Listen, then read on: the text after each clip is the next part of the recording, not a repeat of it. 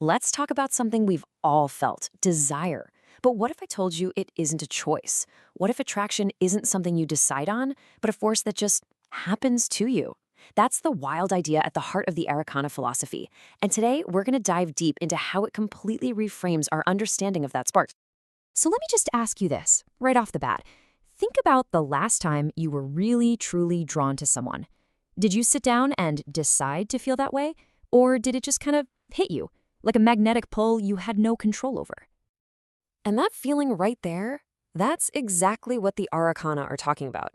See, most of us grow up with the idea that we decide who we love. But for them, no way.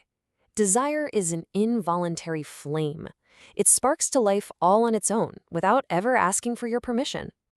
So, here's how we're going to break this all down. First, we'll dig into that core idea, desire as a flame. Then, we'll look at the 3 different types they identify. After that, we'll explore their incredible 11-day silence test for figuring out if a flame is real. Then, we'll get into the why behind it all with resonates and see how it all plays out in a powerful case study.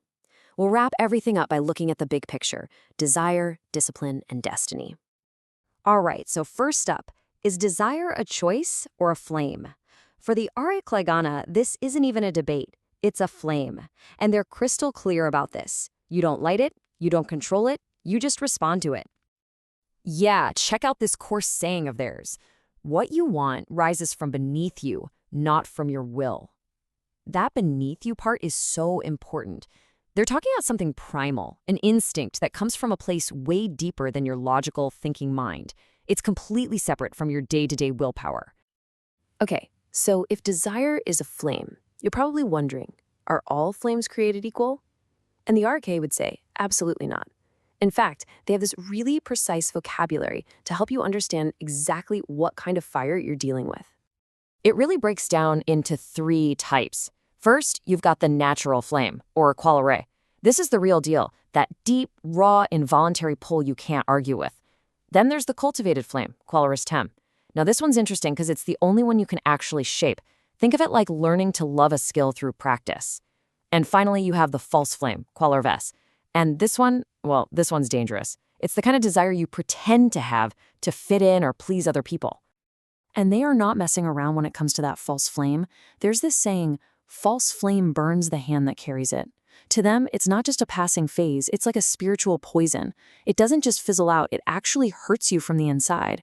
It's a huge, huge warning against being inauthentic. So that brings up a pretty big question, right?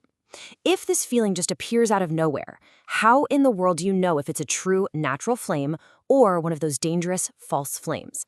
Well, this is where it gets really incredible. They have a test for it, a super intense 11-day trial by silence. The test is called Culilara rulinus, and the idea behind it is just brilliant. You basically starve the flame of all external oxygen, all of it. No contact, no validation, no drama, no likes on a photo. You just step back and observe.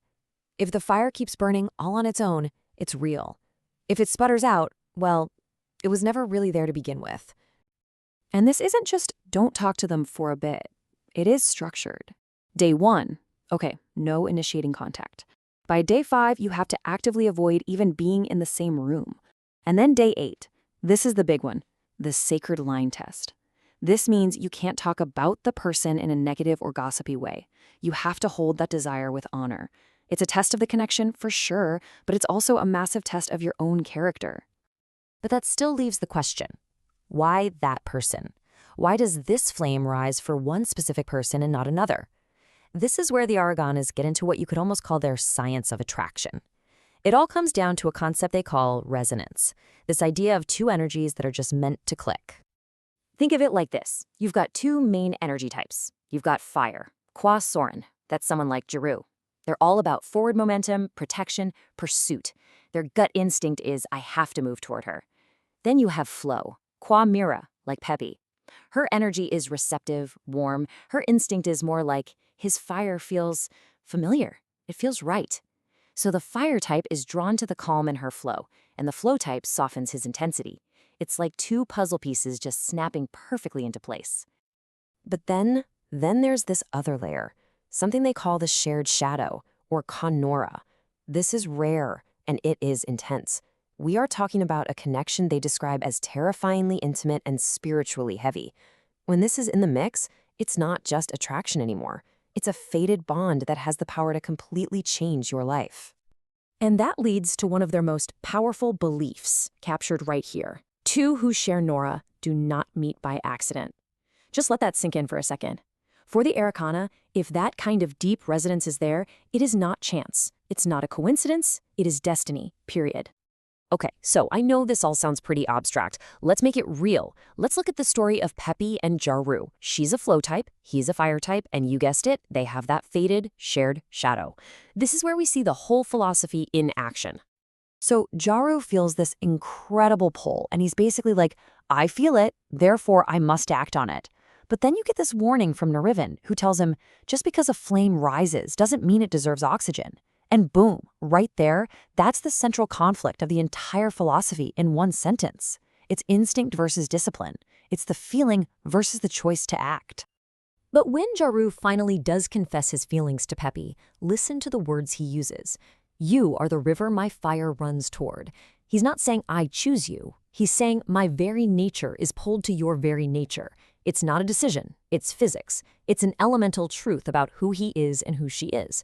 Just beautiful. So of course, they go through the 11-day silence test. And the official result? It's not some boring conclusion like the attraction is validated. No, it's this. The fire walked toward the river for 11 days. How incredible is that? It's the official confirmation that their bond is a sacred endurance flame. It proved it could survive on its own. It was real.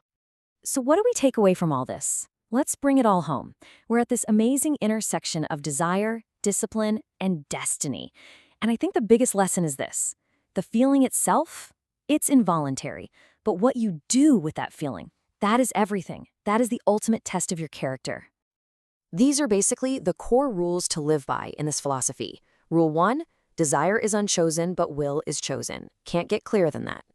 Then there's this amazing 3-step check. The instinct speaks first, the mind negotiates second, and the heart confirms third. And maybe the biggest one of all, desire has to answer to your honor before it ever answers to another person. A promise that respects that process will last. One that fights it is just going to break. And it really all boils down to this one central idea. Flame rises without permission, but honor decides if it walks forward or destroys the hand that carries it. Wow. It just sums up the whole balance perfectly, doesn't it? That initial spark is totally out of your hands. It's a gift, or maybe a test. But what you do next, whether you build a fire to warm you or one that burns the house down, that choice is 100% yours. So I want to leave you with this thought.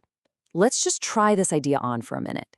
If your desire isn't just some random thing, but a real signal, a message coming from that deep, instinctual part of you, what's it trying to tell you? What truth is your involuntary flame trying to reveal?